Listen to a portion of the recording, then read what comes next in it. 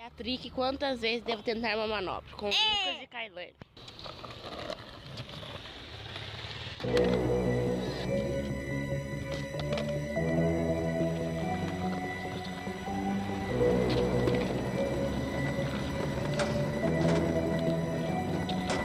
Se eu pego skate pra fazer um rolezinho, eu me sinto bem melhor. Com a minha família, os irmãozinhos, eu fico bem melhor. Mesmo escrevendo sozinho, não me sinto só, tipo, me vejo ótimo como um kick-top. Pego skate pra fazer um rolezinho, eu me sinto bem melhor. Com a minha família, os irmãozinhos, eu fico bem melhor. Mesmo escrevendo sozinho, não me sinto só, tipo, me vejo ótimo como um kick-top.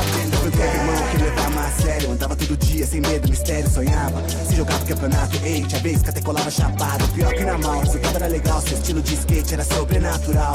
Voava na rampa, seu skate era pampa, ao mesmo tempo muito natural. Era 20 flip no quintal, hoje é de cake no Uberal. Tá tipo capa da banca, vagaba que chama, patroa que te engana e paga mal. Sabe que no Brasil é bem normal, cê trampa de graça sem R$1. E nessa caçada cê mosca, te arrasta, ficou tipo prato principal. Mas quando acredita, se o gay dedica, percebe em detalhes a vida motiva. Tipo tem slide, Joe, tipo chama a mina pra chegar pra um show bom. Tipo aquela rima de briga, pensou de contigo quando eu revi, me emocionou. Sabe que eu sou sério no que eu quero, com o cérebro espero o tempo do sempre. Eu pego skate pra fazer um rolê, se eu me